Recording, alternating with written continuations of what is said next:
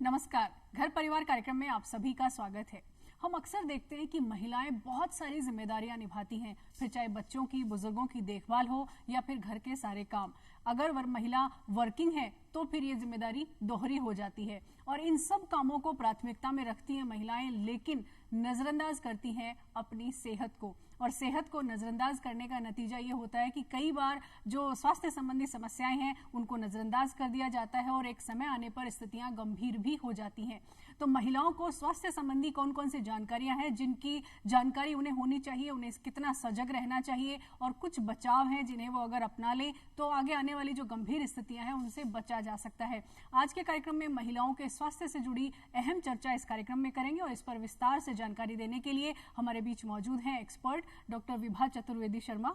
आप स्त्री रोग विशेषज्ञ हैं, लेप्रोस्कोपी सर्जन भी हैं। डॉक्टर विभा, आपका कार्यक्रम में बहुत बहुत स्वागत है। धन्यवाद आपका बहुत। डॉक्टर विभा, सबसे पहले तो हम ये जानना चाहेंगे कि महिलाएं स्वास्थ्य को तो नजरअंदाज करती हैं, बाकी सब काम वो प्राथमिकता में करती हैं और ये आदत बहुत लंबे समय से उनकी हो जाती है। हम बात करें अगर ओबेसिटी की शुरुआत जहां से होती है या किशोरावस्था में जब वो होती हैं तब से नजरअंदाज करना शुरू होती हैं और एक महिला बनने तक वो बहुत सारी चीजें नजरअंदाज कर चुकी होती हैं। तो मैं आपसे चर्चा का जो शुरुआत है, जानकारी जो लेना चाहेंगे वो यहीं से लेना चाहेंगे कि जब किशोरावस्था में बालिका जाती है, जब वो अवस्था होती है तो वहां से बहुत सारे कॉम्प्लिकेशंस आना शुरू होते हैं, तो वहां से कैसे देखभाल शुरू करें? ये बहुत अच्छा पॉइंट आपने उठाया। यहाँ पे बालिकाओं की स्वास्थ्य के लिए थोड़ी सी जागरूकता कम है क्योंकि हम उन्हें बच्चा ही मानते रहते हैं। बिल्कुल। जब प्यूबर्टी आ जाती है उसके बाद उसमें बहुत सारे हार्मोनल चेंजेस होते हैं, सो उनके साइकोलॉजिकल चेंजेस भी होने शुरू हो जाते हैं। तो पहले तो एक साइकोलॉजिकल अच्छा एनवायरनमेंट घर पे बनाए रखना बहुत इंपॉर्टेंट होता है, बट उसके साथ साथ उसके खान पान का ध्यान रखना भी बहुत ज़रूरी है। और मैं आज ये मानती हूँ पेरेंट्स की जिम्मेदारी ज़्यादा बनती है क्योंकि आजकल के बच्चे लेट सोते हैं, लेट उठते हैं।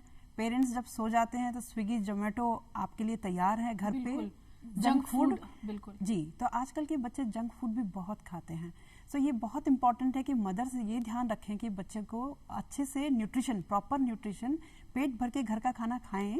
उसके बाद एज ए रिवॉर्ड आप ऊपर से ये दे सकते हैं, बट बहुत कम मात्रा में। बिल्कुल। मतलब बालिकाओं में जो हम बायोलॉजिकल चेंजेस देख रहे हैं उसके अलावा साइकोलॉजिकल चेंजेस भी आते हैं जिसको शायद आइडेंटिफाई नहीं कर पाते हैं फैमिली मेंबर्स भी और खुद बालिकाएं भी। जी, तो वो कैसे उसको समझे हम? उसमें ये उनके बिहेवियरल चेंजेस आने लग जाते हैं, जैसे ना चिड़चिड़ापन बढ़ता है, डिप्रेशन में चले जाते हैं, एंजाइटी बहुत होती है उन बच्चों को, स्कूल अवॉइड करने लग जाते हैं। अब जैसे मैंने बताया, अब बहुत खाने की बजाय और चीजें, जंक फूड उन्हें बहुत अच्छा लगने लग जाता है, लेट देर रात तक जगना और देर से उठना। तो ये जो एक डिसिप्लिन है ना, ये घर पे मदर और फादर दोनों मिलके लेके आने का, दोनों की जिम्मेदारी बनती है। ये नहीं कि खाली फादर या मदर घर पर है तो वही ध्यान रखेंगे, ऐसा नहीं होता है। प्लस उनके बिहेवियरल चेंजेस को भी नोटिस करना बहुत ज़रूरी है। आजकल देखिए सुसाइडल रेट भी बहुत बढ़ रहे हैं, तो बहुत इंपॉर्टेंट चीज़ ये है कि प्रॉपर खाना, proper sleep and psychologically parents का सपोर्ट बच्चे के लिए बहुत ज़रूरी है। ये सभी चीज़ें मिलकर के एक बालिका की जो आप कहेंगे अच्छा स्वास्थ्य बनाने में हेल्प करते हैं। बिल्कुल। इन दोनों चीज़ों को समझते हुए मुझे एक बात समझ में आई कि जो लाइफस्टाइल जो बिगाड़ लेते हैं किशोर अवस्था में, वही शायद कारण बनती है ओबेसिटी का, और उसकी वजह से ही शायद पीसीओडी जैसी समस्याएं बालिकाओं में भी और खासकर महिलाओं में भी देखने को मिलती है। जी बिल्कुल। तो एक लेथार्जी और आजकल सर्वेंट होते हैं लोगों के घरों में। पुराने टाइम पे सभी बच्चियों को काम कराते थे, मतलब मीन्स झाड़ू पोंछा और बर्तन वाले काम, ये सब पहले होते थे, हम लोगों की मदर्स ने किए हैं। तो they used to be very slim and fit, अच्छे से रहते थे, थोड़ी एक्सरसाइज हो जाती थी। आजकल एक तो पढ़ाई का प्रेशर इतना है, हम बालिकाओं की शिक्षा पे बहुत ध्यान देते हैं, हम प्रेशर डालते हैं आपको पढ़ना है, तो ये एक अच्छी चीज़ है। पर वो लोग बैठे बैठे आजकल पढ़ाई का हो गया है, बाहर आउटडोर गेम्स खत्म हो गए हैं, जो है सब मोबाइल हो गया है। सो आपको स्क्रीन टाइम भी कट करना पड़ेगा इन बच्चों का। फिजिकल एक्टिविटी किसी भी तरीके से बढ़ाने की कोशिश की जानी चाहिए इन बच्चों में।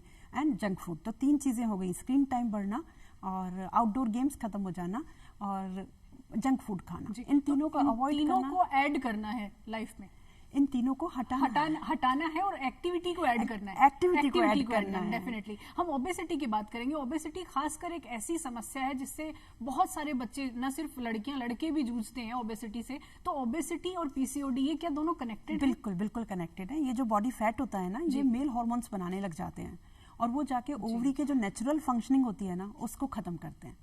सो पीरियड्स इरेगुलर हो जाते हैं, डिलेड होने लग जाते हैं। काफ़ी मदर्स को ये टेंशन रहती है क्योंकि आजकल बच्चे सेक्सुअली एक्टिव भी हैं, तो उनको टेंशन रहती है कहीं प्रेगनेंसी तो नहीं है, but it is starting from their body only.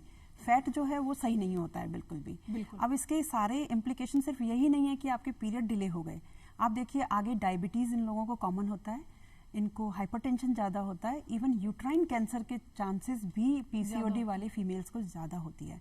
तो और इसका ध्यान रखना, और इनफर्टिलिटी, बेबी फ्यूचर में शादी होने के बाद आपको प्रेगनेंसी होने में भी डिफिकल्टी आती है। तो ये चीज़ें अभी से अगर समझें तो बेटर रहेगा, ताकि आप अपने को फिट रखें, पीरियड्स रेगुलर रहें, हार्मोनल इम्बैलेंस ना हो। बहुत ही अहम जानकारी डॉक्टर आप कह रहे हैं। तो जो पेरेंट्स देख रहे हैं प्रोग्राम, हम बच्चों को लाड़ प्यार तो दें, उनकी देखभाल भी करें, लेकिन वो ओवर पैम्परिंग में कन्वर्ट ना हो जाए, क्योंकि ओवर पैम्परिंग के चलते आप उन्हें एक्सरसाइज के लिए मना करेंगे या घर के छोटे मोटे जो काम है उनमें आप इन्वॉल्व नहीं करेंगे। बच्चा जो है वो स्टडी में या जैसे भी है वो सिटिंग ज्यादा कर रहा है, तो डेफिनेटली ये सारे कारण ओबेसिटी में कन्वर्ट होते हैं और बहुत सारी, जैसे डॉक्टर साहब ने बताया, पीसीओडी जैसी समस्या भी हो सकती है। तो बालिकाओं के स्वास्थ्य के लिए खासकर उनकी एक्टिविटी को बढ़ाना वो बेहद जरूरी है। आउटडोर गेम्स पढ़ाइए। जी। और खान पान में, जैसे किशोरों के लिए खान पान में क्या स्पेशल ध्यान रखें, क्योंकि न्यूट्रिशन भी बड़ी ये बहुत इंपॉर्टेंट है। एक तो अपने को प्रोटीन डाइट पे ध्यान देना होता है। ज्यादातर इंडिया में अपन शाकाहारी हैं, तो शाकाहारी जो भोजन होता है उसमें थोड़ा प्रोटीन डेफिशिएंसी होती है,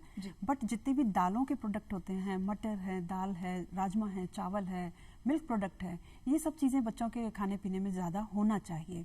इसी के साथ ग्रीन लीफी वेजिटेबल जो बच्चे बिल्कुल पसंद नहीं करते हैं, जी, तो वो भी होना चाहिए। भले ही चाहे आप थोड़ी सी अमाउंट में दीजिए उसको, किसी भी फॉर्म में, जैसे आटे में लगा के एक्सपेरिमेंट कर सकते हैं, कर सकते हैं। आजकल तो यूट्यूब पे और नेट पे कैसे भी देख के बच्चे को जो पसंद आ रहा है किसी भी फॉर्म में आप दीजिए इनको। तो ये बहुत जरूरी है। Protein diet is very important, जो अपने इंडियन डाइट में लैकिंग होती है।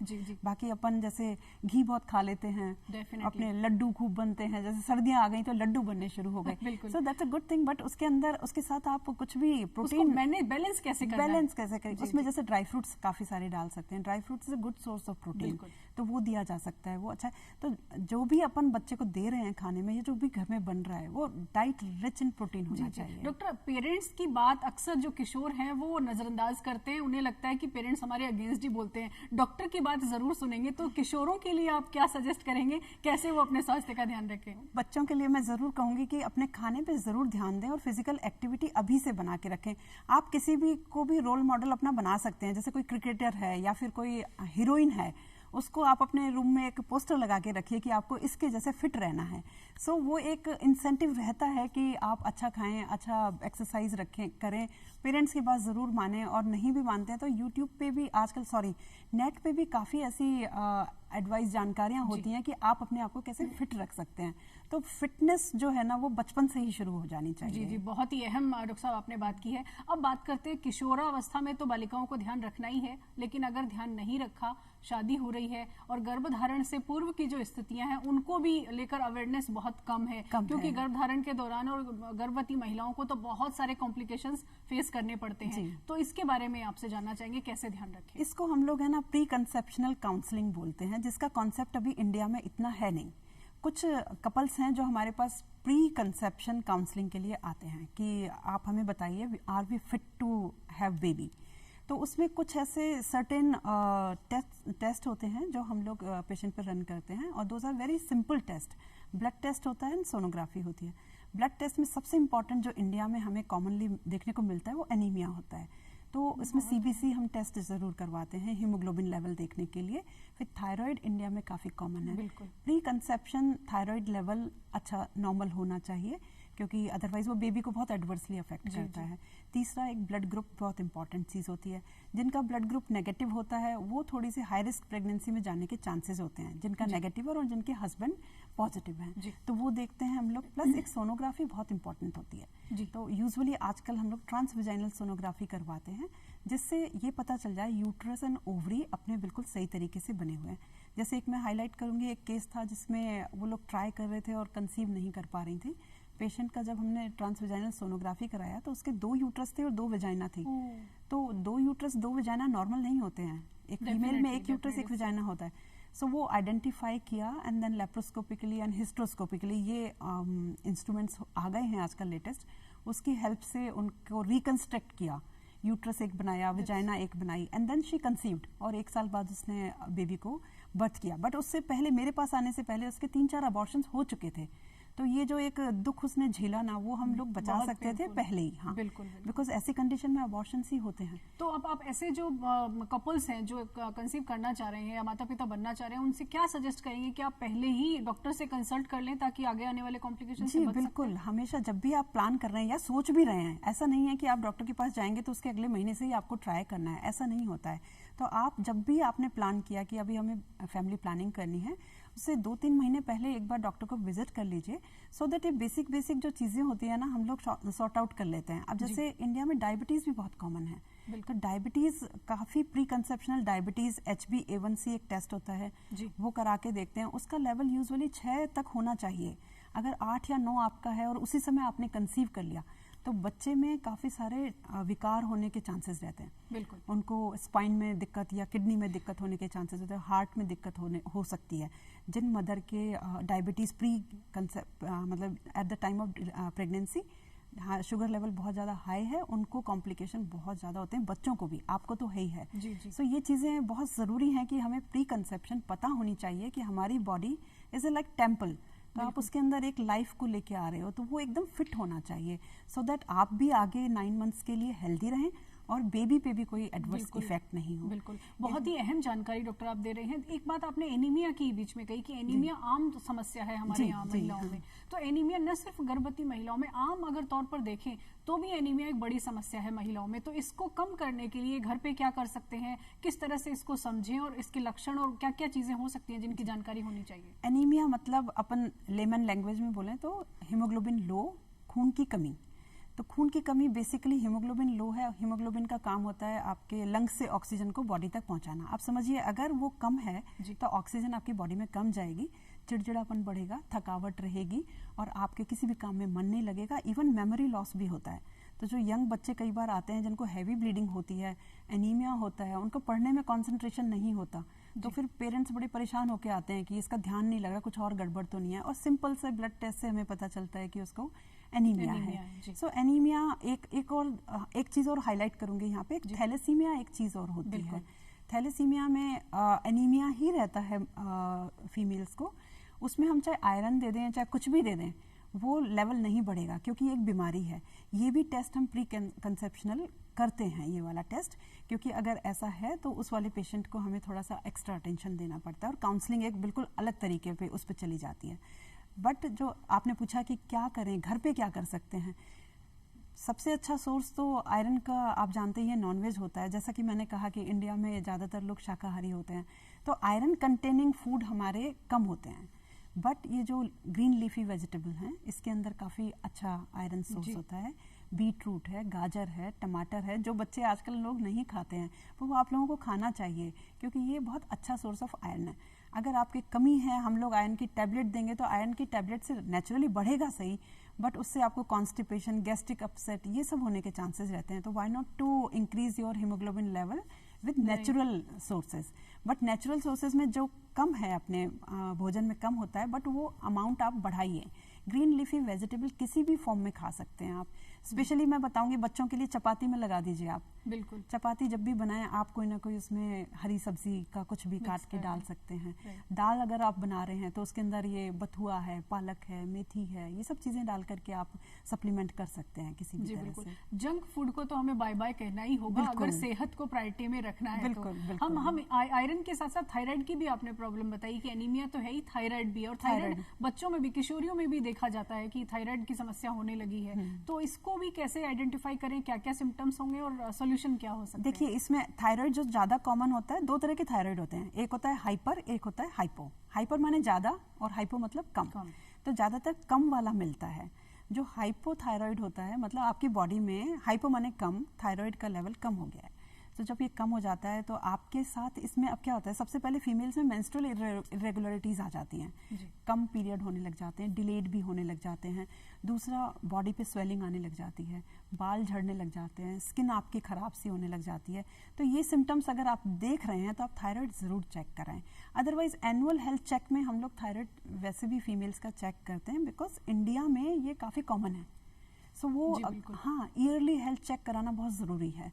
उसमें ये पकड़ में आ जाता है। बट जो मैंने सिम्टम्स अभी आपको बताए, अगर वैसा दिख रहे हैं तो आप थायराइड टेस्ट जरूर करा लें। जी जी, बहुत ही अहम डॉक्टर आप बात कर रहे हैं। जितने भी दर्शक देख रहे हैं, अक्सर महिलाएं अपने स्वास्थ्य की जानकारी तो रखती हैं, लेकिन वो जब डॉक्टर के पास जाने की बात आती है तो वो इसे डिले कर देती हैं और चेकअप कराना वो तो शायद भूल ही जाते हैं। तो अगर आपको जिस तरह के लक्षण डॉक्टर बता रहे हैं उस तरह के लक्षण आपको दिखाई दे रहे हैं, ऐसी कोई बात आपको लग रही है, तो चेकअप जरूर कराएं, अपना ब्लड टेस्ट जरूर कराएं, ताकि आपकी जो भी प्रॉब्लम है उसको आइडेंटिफाई किया जा सके और उसका ट्रीटमेंट हो सके। डॉक्टर साहब, वर्किंग वुमन के लिए मैं जानना चाहूंगी, वर्किंग वुमन एक बहुत बड़ी समस्या से अक्सर जूझती है और वो है यूटीआई जी, क्योंकि पब्लिक टॉयलेट्स यूज करने पड़ते हैं और अक्सर, और वो इसको फिर सॉल्यूशन की तरफ भी नहीं बढ़ पाते हैं क्योंकि उनको उतनी छुट्टियां नहीं मिलती हैं, वो केयर नहीं कर पाते हैं। तो इस प्रॉब्लम को कैसे डील करें, क्या हो सकता है? ठीक है, इसका तो देखिए सबसे ये बहुत, क्योंकि ऑफिस गोइंग जो लेडीज होती हैं मेरे पास काफ़ी आती हैं, यूरिनरी ट्रैक्ट इन्फेक्शन, फ्रिक्वेंसी बढ़ना, जलन होना, बार बार आना। सो ये इसका रीज़न एक जो हमें समझ में आता है, कॉमन टॉयलेट्स होते हैं। जैसे 10 लोग एक टॉयलेट यूज़ कर रहे हैं, एक को यूटीआई है तो वो बैक्टीरिया वहाँ पर है, वो ट्रांसफ़र होता है। सो कुछ छोटी छोटी चीज़ें प्रिवेंशन के लिए मैं बताना चाहूँगी यहाँ पे। एक तो ये कि आप जब भी टॉयलेट जाते हैं तो आप एक टॉयलेट टिश्यू पेपर यूज़ करने की आदत डालिए। टिश्यू पेपर से वो एरिया एकदम ड्राई करके रखिए, एक तो ये। दूसरा, ये सैनिटाइज़र आने लग गए हैं आजकल, टॉयलेट सीट को अपन सैनिटाइज कर सकते हैं। सीट ही नहीं, अंदर जो कमोड होता है जहाँ पे स्ट्रीम जाती है, बिकॉज जो बैक्टीरिया होता है वो स्ट्रीम के थ्रू ट्रेवल करता है। इट्स नॉट, एक मिसकंसेप्शन है कि आप सीट पे ना बैठें, सीट के बैठने से नहीं होता, जहाँ स्ट्रीम जा रही है उस जगह से बैक्टीरिया एरोसोल के थ्रू ऊपर आते हैं। सो एक अच्छा ये रहेगा कि वो जो सैनिटाइजर आता है उसे स्प्रे कर दें, 30 सेकंड्स तक आप वेट करें and then use that toilet. So ये एक अच्छी प्रैक्टिस है जो मैं ऑफिस गोइंग, हाँ, ये ऑफिस गोइंग लेडीज को मैं काफ़ी बताती हूँ। नाउ द सेकंड थिंग, आप ऑफिस वर्क कर रहे हैं, बैठे, वाटर डेफिशिएंसी, आप पानी कम पीते हैं, डिहाइड्रेटेड रहते हैं, सो कम से कम 2 से 3 लीटर लिक्विड किसी भी फॉर्म में लीजिए आप, वो ज़रूरी है।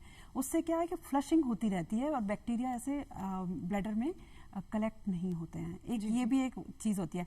दूसरा, मैंने देखा है कुछ पेशेंट कहते हैं मैम पब्लिक टॉयलेट यूज़ करना पड़ता है इसलिए मैं पानी नहीं पीती हूँ। So that is not there.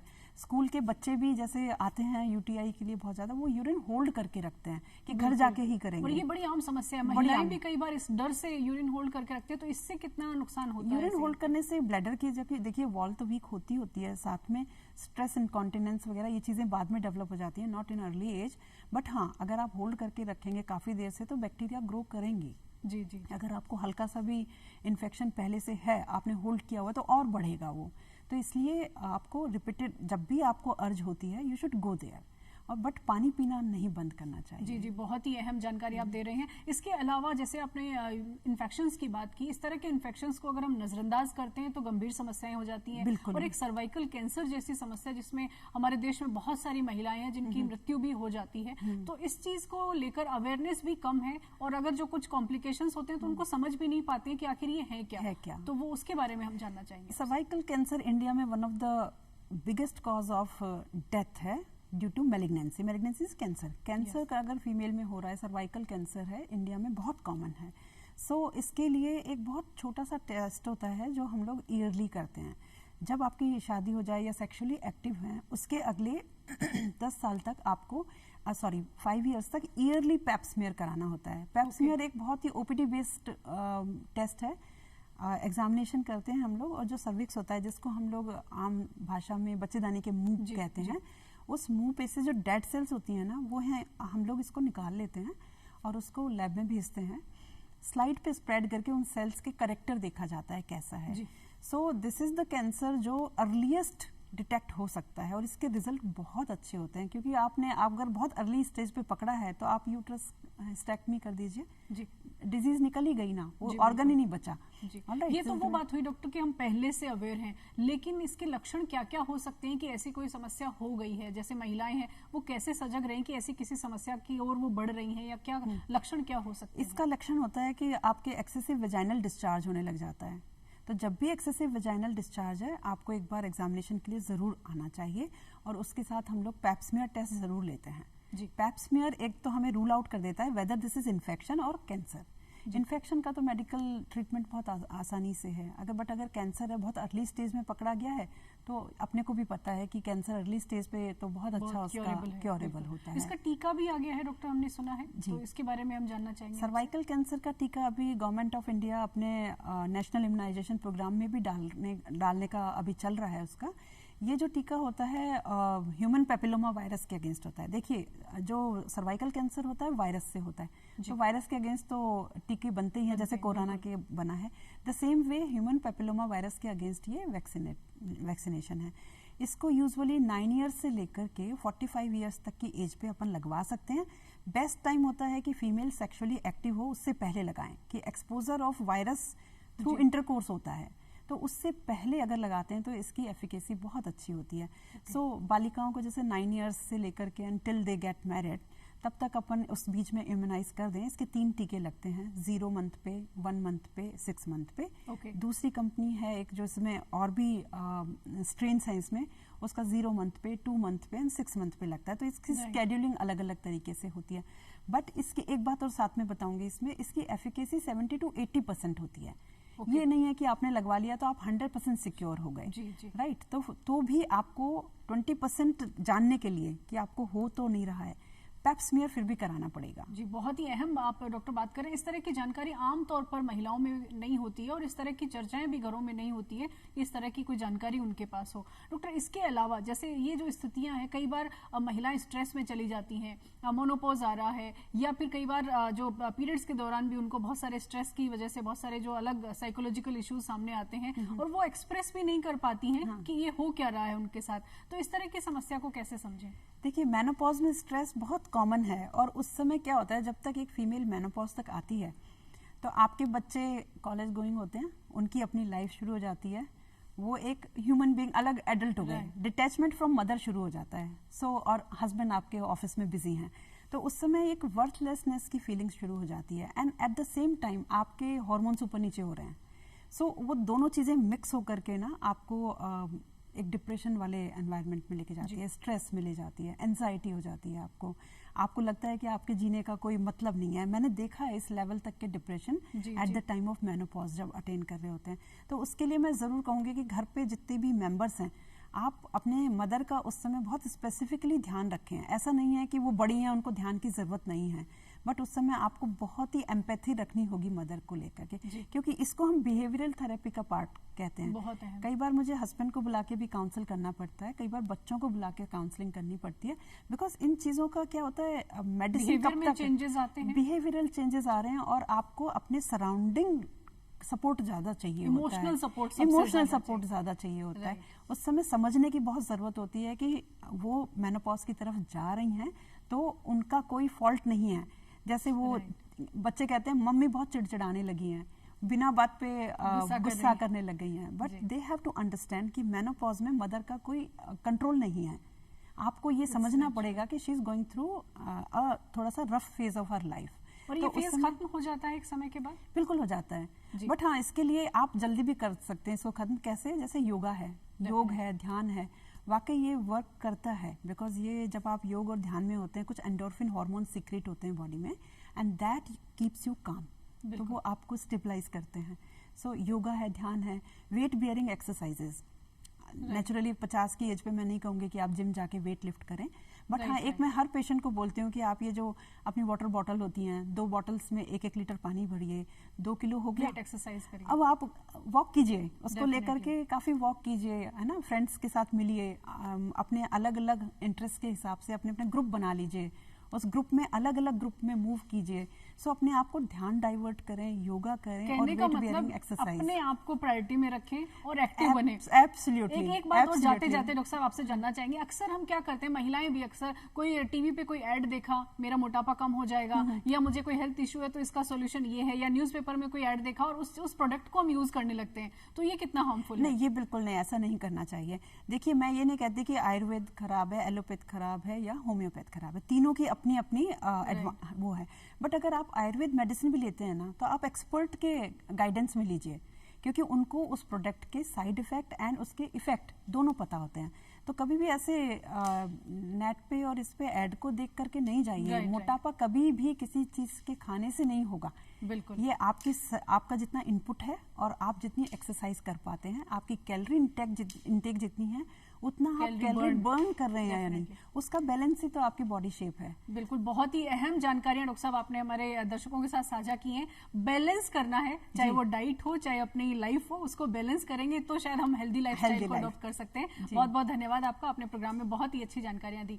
तो जितनी भी जानकारियां डॉक्टर विभा ने दी है बहुत अहम है, बहुत आसान है, बस हमें अपनी लाइफस्टाइल में ऐड करने की जरूरत है। और जितनी भी महिला दर्शक इस प्रोग्राम को देख रहे हैं, किशोरियां देख रही हैं, उनसे खास तौर पर ये कहना है कि खुद को प्राथमिकता में रखिए। घर के बाकी काम या दूसरी जिम्मेदारियां हैं वो भी जिंदगी का हिस्सा है, लेकिन अगर आप खुद स्वस्थ होंगे तो बाकी काम बहुत अच्छे से कर सकते हैं। तो अपनी सेहत को प्रायोरिटी में रखिए और अपनी सेहत के लिए सजग रहिए। अपनी जिंदगी में थोड़ी सी एक्सरसाइज ऐड करिए और जितनी भी स्वास्थ्य संबंधी जानकारियां हैं वो लगातार लेते रहिए। आज का कार्यक्रम बस इतना ही, फिलहाल हमें इजाजत दीजिए। नमस्कार। नमस्कार।